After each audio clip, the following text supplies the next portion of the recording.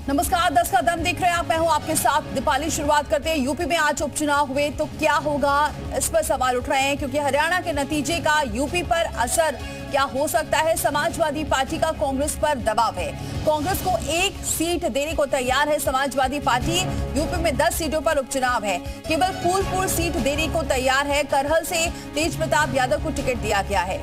तो अब ऐसे में सवाल बहुत सारे उठ रहे हैं हरियाणा चुनाव को लेकर। हरियाणा में जिस तरीके से बीजेपी ने जीत हासिल करी है और कांग्रेस ने तमाम दावे किए, लेकिन वो दावे फेल होते नजर आए। और अब इसका असर उपचुनाव में कैसे पड़ने वाला है उत्तर प्रदेश में, इसका असर इस तरह से देखा जा सकता है क्योंकि कहां 2 सीट की बात फिलहाल सामने आ रही थी कि समाजवादी पार्टी हो सकता है 2 सीट दे कांग्रेस को। हालांकि कांग्रेस लगातार 5 सीटों की डिमांड कर रही थी, लेकिन अब यहाँ खबर ये है कि सिर्फ 1 सीट देने को तैयार है समाजवादी पार्टी।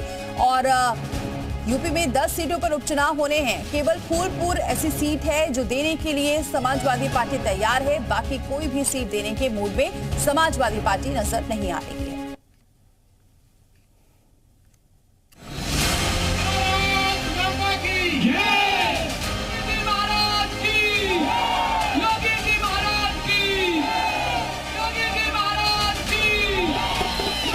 हरियाणा में मिली जीत का यूपी में कितना असर होगा, अब इसका आकलन भी लगाया जा सकता है। यूपी की 10 विधानसभा सीटों पर उपचुनाव होने हैं। ऐसे में ये जीत यूपी में कितना असर छोड़ेगी, ये सवाल भी उठ रहा है। सीएम योगी ने हरियाणा चुनाव में अपने हर संबोधन में लोगों को एकजुट रहने की अपील की। इसका असर नतीजों में साफ नजर आया। आपको विभाजित करना चाहते हैं। मैंने कहा था ना कि बटोगे तो कटोगे, एक रहोगे तो नेक रहोगे। कोई माई का लाल आपका बाल बांका नहीं कर पाएगा। हरियाणा में 36 जातियां मिलकर ही वहां की सामाजिक संरचना बनाती, लिहाजा चुनाव में 36 जातियों की बात हमेशा होती रही। इसी पर कांग्रेस और बीजेपी ने जातिगत समीकरण बिठाने की कोशिश की। कांग्रेस मुख्य रूप से जाटों पर निर्भर दिखी तो बीजेपी ने सवर्ण और ओबीसी को एकजुट कर बाजी पलट। ऐसे में माना जा रहा है कि क्या यूपी में होने वाले विधानसभा उपचुनाव में इसी सवर्ण और ओबीसी के फॉर्मूले को योगी दोहराएंगे। हरियाणा से लगने वाले यूपी की सीमाओं की बात की जाए तो इसे कुछ 6 जिले जोड़ते हैं: सहारनपुर, शामली, बागपत, गौतम बुद्ध नगर, अलीगढ़ और मथुरा। इन इलाकों में जाटों का वर्चस्व माना जाता है, जहां हरियाणा चुनाव में नतीजों पर हैरानी जताई। जितनी इनकी सीट आ रही है सरकार की, इतने की उम्मीद किसी को नहीं थी। हरियाणा में आंदोलन में सबसे ज्यादा लाठियां चली, किसानों की डेथ हुई, शहीद शहादत हुई, और उसके बाद में भी रिजल्ट इस तरह के आ रहे हैं। इस बीच यूपी के काशी में हरियाणा चुनाव में मिली जीत पर बीजेपी कार्यकर्ताओं ने जमकर जश्न मनाया।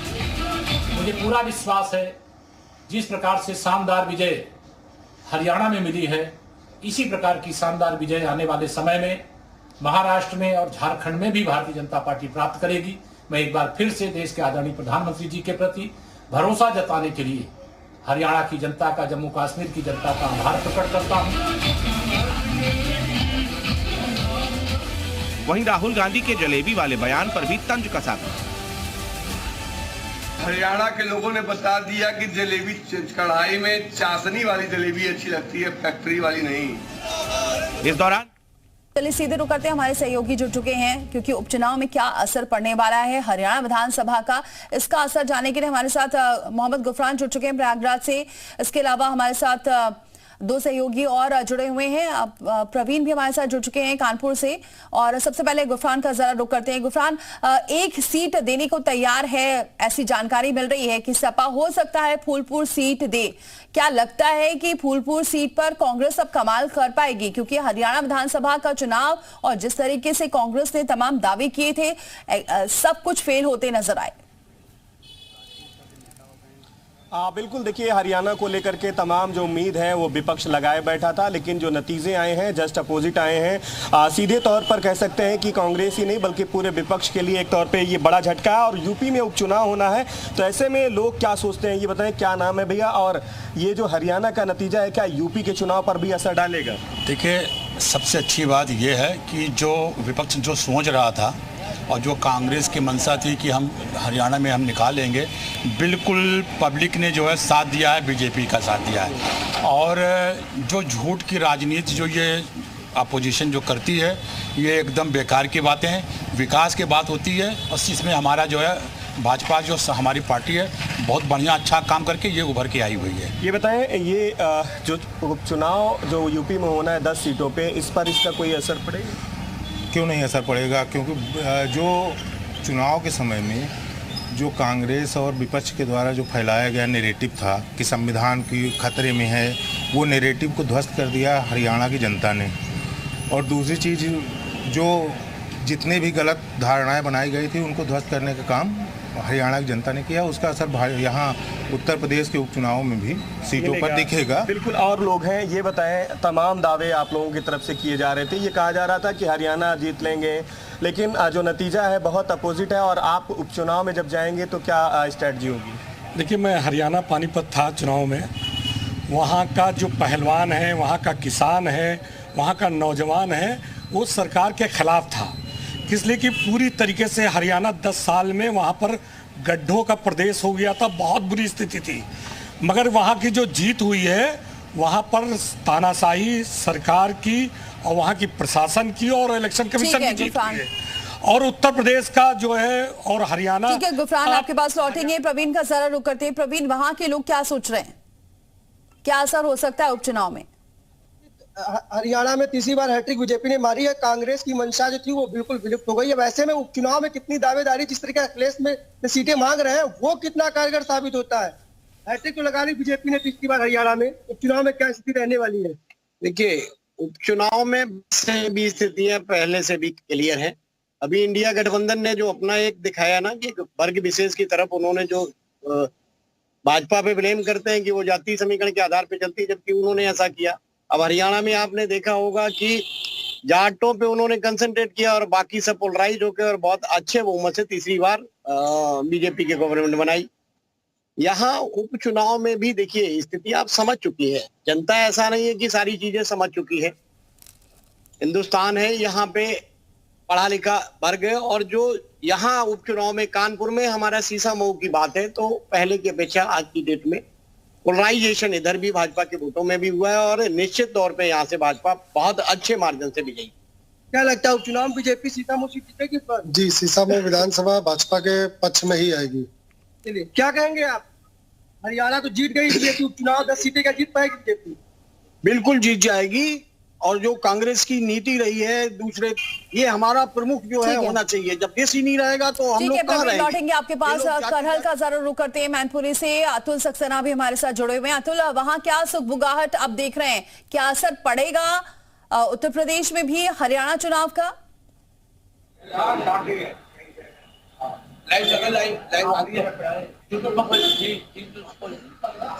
तो चलिए अतुल से बातचीत नहीं हो पाए। पीयूष का जरा रुक करते। पीयूष, खबर ये भी है कि गाजियाबाद की एक तो फूलपुर सीट का भी सुगबुगाहट चल रही है कि हो सकता है फूलपुर सीट देने को राजी हो सपा, लेकिन गाजियाबाद का भी नाम सामने आ रहा है। हो सकता है कि कांग्रेस को सिर्फ गाजियाबाद की एक सीट ही मिले, बाकी किसी सीट पर सहमति सपा नहीं जता रही है।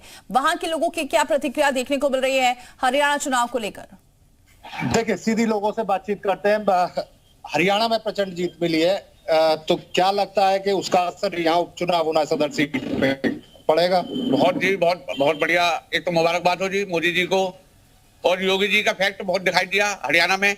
जिस तरीके से बीजेपी 48 सीटों पर आई है, हम चाहते थे और सीटें बढ़े। और उपचुनाव में गाजियाबाद में असर पड़ेगा। यूपी की कई विधानसभाओं में उपचुनाव होने जा रहा है। और देखिए, हिंदुत्व के लिए बीजेपी का आना बहुत जरूरी था और हम चाहते हैं उपचुनाव में भी आदमी ना टकमगाए और आने वाले समय में हम बीजेपी को वोट दें। अच्छा, पता है दिया कटोगे तो बटोगे, वो काम कर कटोगे तो कटोगे, बटोगे तो कटोगे। बिल्कुल नारा खाने की चीजों में पेशाब मिलाया जा रहा है, पीसा जा रहा है। ये तो हमारी हिंदू की आस्था से खिलवाड़ है। तो योगी जी ने जो कहा वो सही है और ये जो जीत है इसकी हार्दिक बधाई। जैसा उससे उलट नतीजे आए, तो लग रहा है कि जो भारतीय जनता पार्टी कार्यकर्ता उनका विश्वास बढ़ेगा और यहाँ पे उपचुनाव में कुछ और बेहतर दिखाई देगा। जो कुछ लोग समझ बैठे थे कि मोदी फैक्टर जाता जा रहा है, ये दोबारा नहीं आ पाएंगे, लेकिन ये और 30 से बढ़ के आगे आ रहे हैं। अब जो उपचुनाव हो रहा, अब लोगों को उम्मीद जाग गई है कि बीजेपी दोबारा। जरा जानिए कि योगी फैक्टर कितना काम किया है।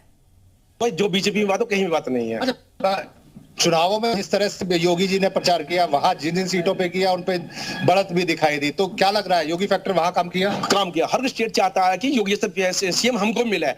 जहां भी योगी जा रहे हैं वहां मजबूत होकर आ रहे हैं। ये बात अगर पहले 2024 में मालूम होती, तो जो पिछले इलेक्शन गए तो फैक्टर बढ़ गया आता। आज हमारी पूरी सरकार होती है आज हमारी, लेकिन कहीं ना कहीं योगी जो है वो सब कुछ है। आने वाले पीएम योगी साहब ही है हमारे। अच्छा, एक चीज आप बताएं, चंद्रशेखर मायावती वहां चुनाव में अपने प्रत्याशी उतारे थे, काम नहीं किया, तो क्या लग रहा है उपचुनावों में ये फैक्टर काम करेगा?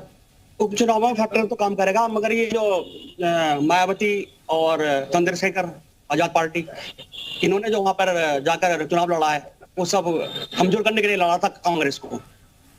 कांग्रेस ने अच्छा काम करा था, मगर ये समझ नहीं पाई इस बात को। ठीक है पीयूष, लौटेंगे आपका। एक बार फिर से अतुल का जरा रुक करते हैं। अतुल, मेरी आवाज पहुंच रही है आप तक? बिल्कुल पहुंच रही है आवाज। अतुल, क्या असर देख रहे हैं वहां पर? बिल्कुल, यूपी की तमाम 10 सीटों पर चुनाव होना है, उसको लेकर हम चर्चा कर रहे हैं लोगों से। तो एक तो हरियाणा चुनाव का इन पर असर दिखेगा या नहीं दिखेगा, ये बताइए। दूसरी चीज ये बताइए, योगी जी कहते हैं कि बटेंगे तो कटेंगे, कितना इफेक्ट करेगा?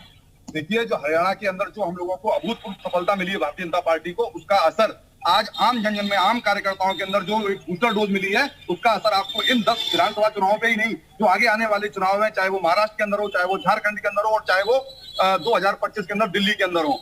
आप ये बात मान के चलिए, जो ये बूस्टर डोज मिली है, ये बूस्टर डोज इतना ज्यादा प्रभावी काम करेगी। 10 में से कम हम तो कह रहे हैं कि 10 की 10, और नहीं तो हमारी जो परफॉर्मेंस आएगी, आप चुनाव के बाद दोबारा आप मुझसे पूछ लेना, आप ये कहेंगे कि भारतीय जनता पार्टी ने यूपी के अंदर भी अभूतपूर्व प्रदर्शन किया है। दूसरी चीज, जो योगी जी ने कहा है कि बटेंगे तो कटेंगे, ये बिल्कुल चरित्रार्थ होती है।